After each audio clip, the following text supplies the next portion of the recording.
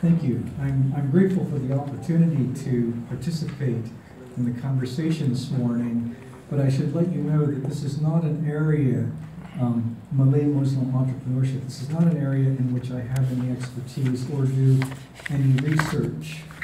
I'm a trained historian, and but also a long-time observer of the scene in this region. As it was mentioned, I first arrived here about 25 years ago as an investment analyst in the Jakarta stock market. At that time, there were about 80 listed companies, and the vast majority of them, I noticed quickly, were Chinese-owned, and only a handful of them were Pribumi-owned. So right away, I became aware of certain distinctions, you might say cultural, or as Dr. Joe pointed out, structural distinctions that made me curious about the situation.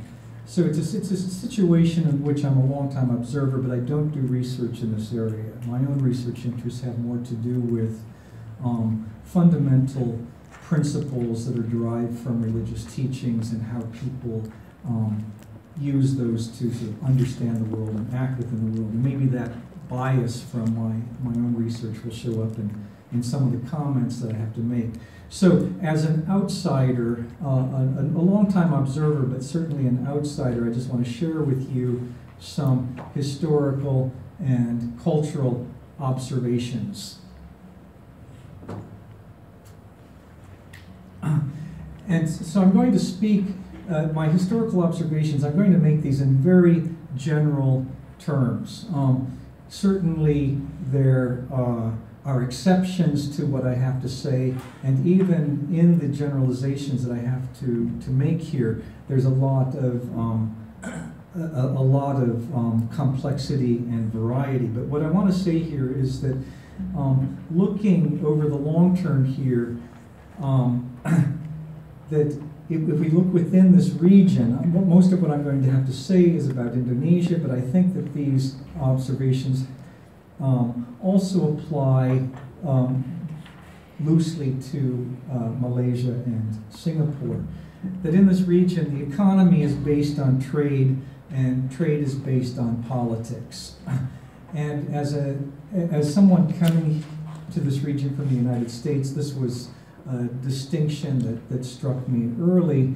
In the United States, at least with the market ideology makes a clearer, at least categorical distinction between the state and the market. And I found that the state and the market are less categorically distinct in this region. So this historical observation is one of the economy is based on trade, and trade is based on politics.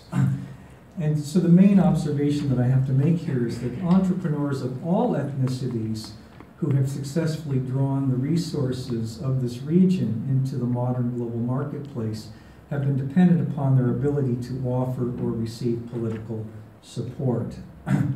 So once again, I just want to emphasize, I'm talking about entrepreneurs of all ethnicities. The Malay Muslims are one of these.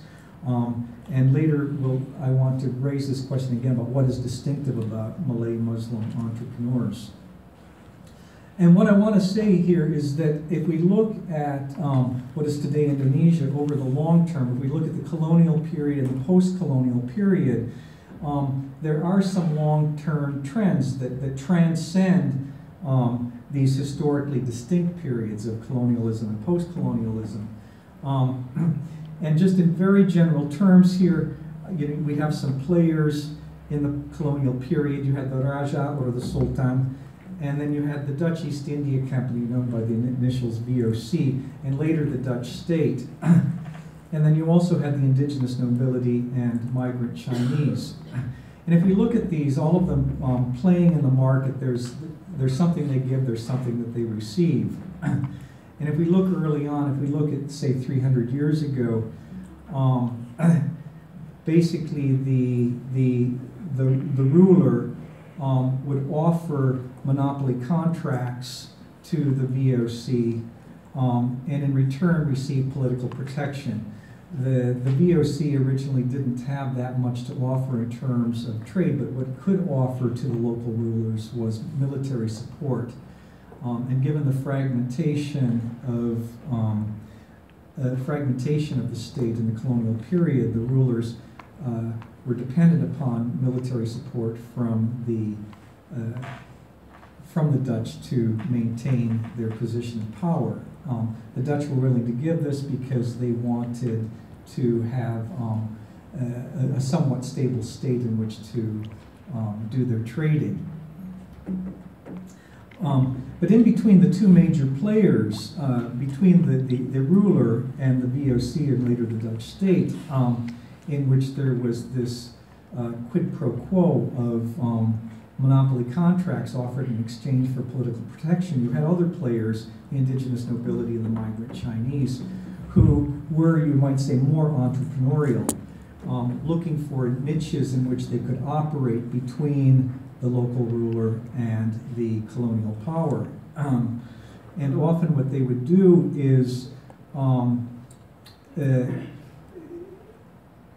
enter into the market, and what they could offer to the local rulers was financial support, and in return they would receive protection to operate. Now, just to give you some examples, and these are just very general examples. If we look over the last 400 years or so, in the late 1600s, the Javanese state of the Mataram Empire started to disintegrate in the late 1600s, and the VOC was able to offer help to the Javanese kings to stay in power in exchange for trade contracts. Why did the VOC do this? Because they wanted a unified Java under dependent kings. It would make it easier for them to operate within that political environment. By the late 1700s, Mataram had surrendered toll rights, which is a means of collecting taxes, to the VOC. The VOC, in turn, farmed out the toll rights to Chinese captains. And around this time, Chinese traders with Javanese wives were able to violate the pepper monopoly given to the VOC by Mataram rulers. So it's important to keep in mind that even though the rulers were offering monopoly contracts to the Dutch, there were many ways in which these monopoly contracts were violated, and often that violation benefited all parties. These niche players or entrepreneurs who found different ways to violate the monopoly contracts actually played a vital role. I want to say also that during this time, some local nobility acquired immense cash wealth to secure clients and patronage. And we might refer to these local nobility who were acquiring this wealth as political entrepreneurs. But what's interesting here is that they weren't really businessmen. They were acquiring wealth primarily as a means of acquiring political power. And so then by the 19th century, the Dutch had gained control over the Javanese state and had reduced the local nobility to salaried state officials. You no longer had these political entrepreneurs. But at the same time, the Dutch control of the state deepened the penetration of the market and created more opportunity for the migrant Chinese as outsiders to the social structure to fill the role of middlemen. What I want to point out is that in a very general way, how much of this structure was continued in the post-colonial state. So under the independent nation state of Indonesia, you had the head of state, and now in the last, 17 or 18 years now, the local governments have assumed certain roles that the head of state once did. So I see now that the head of state, and more recently the head of the provinces, once again you have them offering commercial contracts, and what they receive in return is political protection or financial support. In the post-colonial period, the multinational corporations in the United States government, you could say, offered the political protection to the Indonesian state, and in return received commercial contract. But once again, you have the local people, politically connected Chinese and indigenous elites who are filling this entrepreneurial role and offering the state financial support, and in return receiving the protection to operate.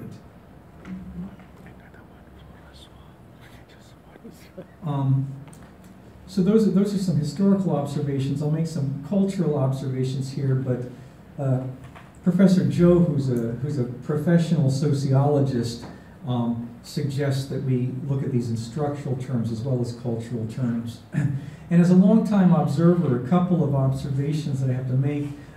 I want to say something about the role of social class and the role of the family. One of the things that I've noticed is the importance of social class in the Malay community. The Malay community tends to be hierarchical, that there's still a sense of aristocracy. And that sort of structural aristocracy is absent for the most part in Chinese society. In some ways, because of the structure of Chinese society, there's greater social mobility. And I think that social mobility is really important to entrepreneurship. The other observation I have to make is about the role of the family. Again, this goes back to my experience working in the Jakarta Stock Exchange.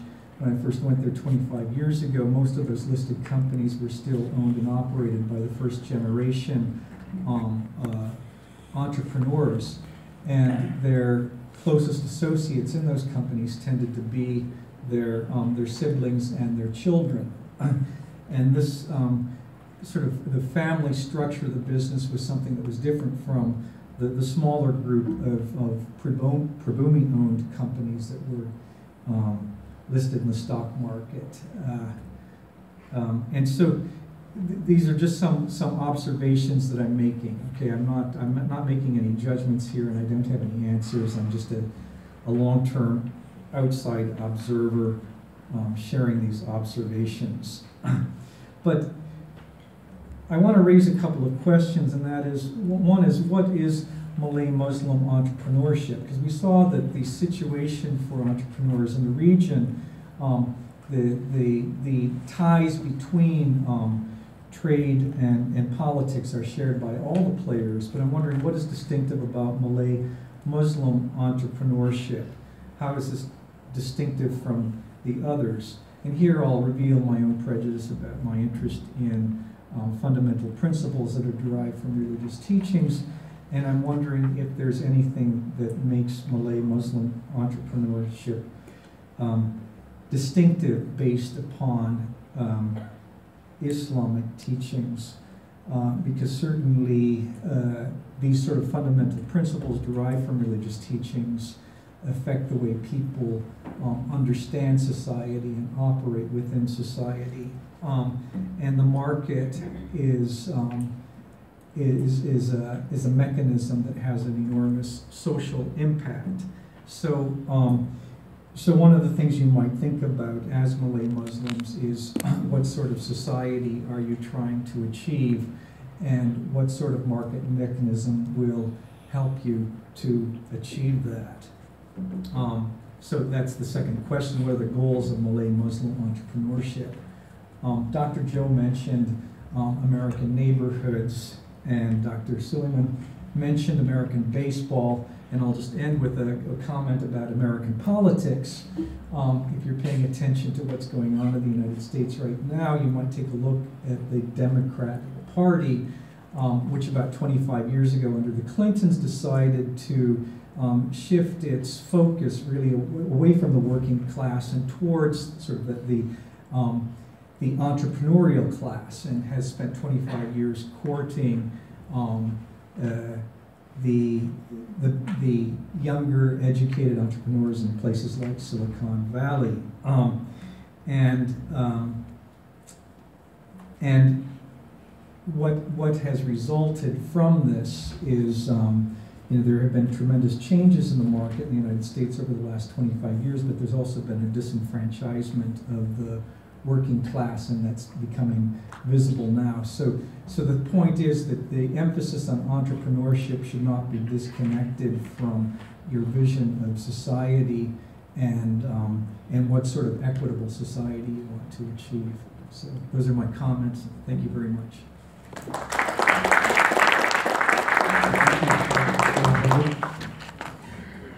There was a brief intro to some historical perspective of businesses, especially in Indonesia.